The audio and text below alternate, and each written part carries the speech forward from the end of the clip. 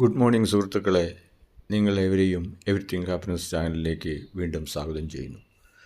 സുഹൃത്തുക്കളെ, 4-ാം തീയതി റിസൾട്ട് വന്നിട്ട് ഇന്ന് 13-ാം തീയതി ആയിട്ടും UDF ചീഫ് മിനിസ്റ്ററെ കണ്ടുപിടിക്കാൻ വേണ്ടി കേരളത്തിലും ഡൽഹിയിലുമായി നടക്കുന്ന ചർച്ചകളുടെ കോലാഹലം കണ്ട് ജനങ്ങൾ അന്തം വിട്ട് നിൽക്കുകയാണ്. നമ്മൾ ഓരോ കേരളീയനും ദുഃഖത്തിലാണ്. നമ്മുടെ അയൽ സംസ്ഥാനങ്ങളിൽ കണ്ടു, ഭൂരിപക്ഷം ഇല്ലാഞ്ഞിട്ട് പോലും എത്ര പെട്ടെന്ന് കാര്യങ്ങൾ മാറിമറിഞ്ഞ് ജനോപകാരപ്രദമായ തീരുമാനങ്ങൾ എടുക്കുന്ന ഇന്ത്യ ചരിത്രത്തിലെ, ഒരുപക്ഷെ ലോക ചരിത്രത്തിലെ തന്നെ ഒരു അത്ഭുതമായിക്കൊണ്ടൊരു ചെറുപ്പക്കാരൻ, ഒരു സിനിമാ നടൻ വിജയ് നടത്തുന്ന പ്രവർത്തനങ്ങൾ നമ്മൾ കണ്ടു. ഇവിടെ നമ്മൾ ലജ്ഞിച്ച് തല താഴ്ത്തി നിൽക്കുന്നു.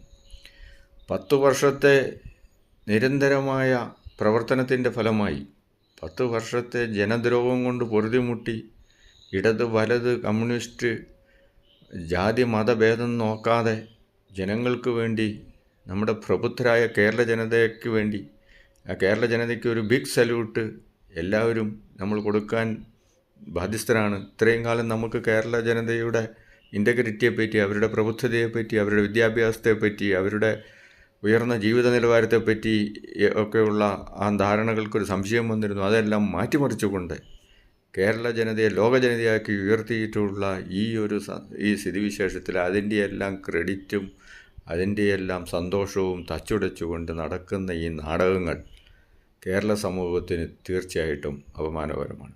എന്തെങ്കിലും ആട്ടെ സുഹൃത്തുക്കളെ, നമുക്ക് ഇപ്പോൾ കാര്യത്തിലേക്ക് വരാം.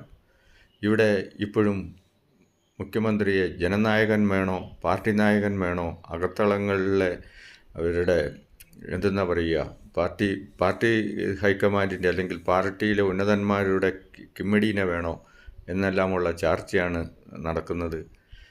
മുൻവാതിലിലൂടെ വേണോ പിൻവാതിലിലൂടെ വേണോ മുഖ്യമന്ത്രിയാകേണ്ടത്, അത് കോക്കസ് ആണോ എന്താണേലും എല്ലാം തകൃതിയായിട്ട് നടക്കുന്നുണ്ട്.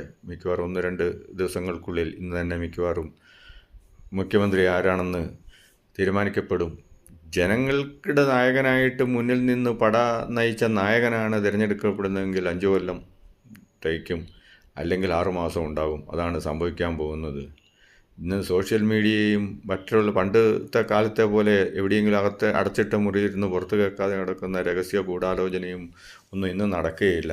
ഇന്നത്തെ മീഡിയ അങ്ങനെയാണ്. ഇവൻ അമേരിക്കൻ പ്രസിഡൻറ്റ് പോലും ഇന്ന് മീഡിയ ഇതിലൂടെയാണ് തിരഞ്ഞെടുക്കപ്പെടുന്നത്. ആളുകൾ, അതായത് യാതൊരു സ്വാർത്ഥലാഭവും ഇല്ലാതെ നാടിനു വേണ്ടിയും രാജ്യത്തിനു വേണ്ടിയും ജനങ്ങൾക്ക് വേണ്ടിയും പ്രവർത്തിക്കുന്ന വിവരവും വിദ്യാഭ്യാസവും അറിവുമുള്ള ആൾക്കാർ അവരുടെ വികാരങ്ങൾ ഒരു ഫലേച്ഛയില്ലാതെ കർമ്മം ചെയ്യുക എന്നുള്ള ബുദ്ധൻ്റെ സന്ദേശം അനുസരിച്ച പോലെ പ്രവർത്തിക്കുന്ന ആൾക്കാർ ഒരുപാട് മീഡിയയിലുണ്ട്. അത് നമ്മളിപ്പോൾ തമിഴ്നാട്ടിൽ കണ്ടു.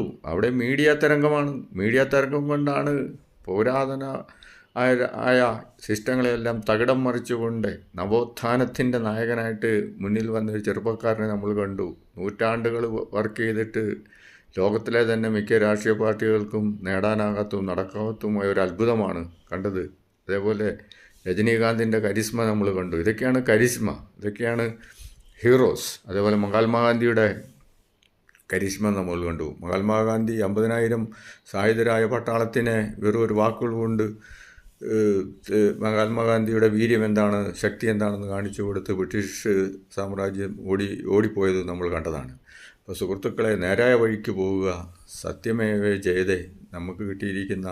നമ്മുടെ ജനതയ്ക്ക് കിട്ടിയിരിക്കുന്ന ഈ ലോക നിലവാരത്തിൽ തന്നെ കിട്ടിയിരിക്കുന്ന അംഗീകാരം വിനിയോഗിക്കുക, അതിനുവേണ്ടി പരിശ്രമിക്കുക. ഇതിന് സമയം അതിക്രമിച്ചു പോയിട്ടില്ല. മുസ്ലിം ലീഗ് വർഗീയ കക്ഷിയാണല്ലോ. മുസ്ലിം ലീഗ് ഒരു ജനാധിപത്യ കക്ഷിയാണ്. മുസ്ലിം ലീഗ് മാറിക്കഴിഞ്ഞു കഴിഞ്ഞാൽ അത് ഭീകരവാദികൾ പിടിച്ചെടുക്കും. അവിടുത്തെ മുസ്ലിം ലീഗ് ഇല്ലാണ്ടായി കഴിഞ്ഞാൽ അത് ഭീകരവാദത്തിന് കാരണമാകും. ലോകത്തിലെ ഒരു ഇസ്ലാം മതം, നല്ലതായ ഇസ്ലാം മതം പഠിപ്പിക്കുന്ന സ്നേഹമാണ്, ഒരുമയാണ്. അത് എത്രയോ കാലം മുസ്ലിം രാജാക്കന്മാർ ഭരിച്ചു. അവർ ഇന്ത്യക്ക് സേവനമല്ലേ ചെയ്തിട്ടുള്ളൂ. അവർ മുഴുവനും വേണമെങ്കിൽ ഇസ്ലാമിക രാഷ്ട്രമാക്കാമായിരുന്നില്ലേ? അതൊന്നും നടന്നിട്ടില്ല. സത്യത്തിൻ്റെയും നീതിയുടെയും വഴിക്ക് പോവുക, അതിനുള്ളൊരു അവസരമാണ് കിട്ടിയിരിക്കുന്നത്. ഹൈക്കമാൻഡിനും മറ്റുള്ള നമ്മൾ പരസ്പരമായ അവനവനിസം മറന്ന് സ്വന്തം സംസ്ഥാനത്തിൻ്റെയും വിപ്ലവാത്മകമായ അഭിമാനകരമായ മുഹൂർത്തത്തിൽ ഒരുപടി നമ്മുടെ ഗവൺമെൻറ്, നമ്മുടെ ഹൈക്കമാൻഡ് ഒക്കെ ഉയർന്നു വരുമെന്ന് ആശിക്കുന്നു. നന്ദി, നമസ്കാരം സുഹൃത്തുക്കളെ. I am captain grand master Shaji Mathew. Like ചെയ്യുക, കമൻറ്റ് ചെയ്യുക, ഷെയർ ചെയ്യുക. Thank you. ഔട്ട്.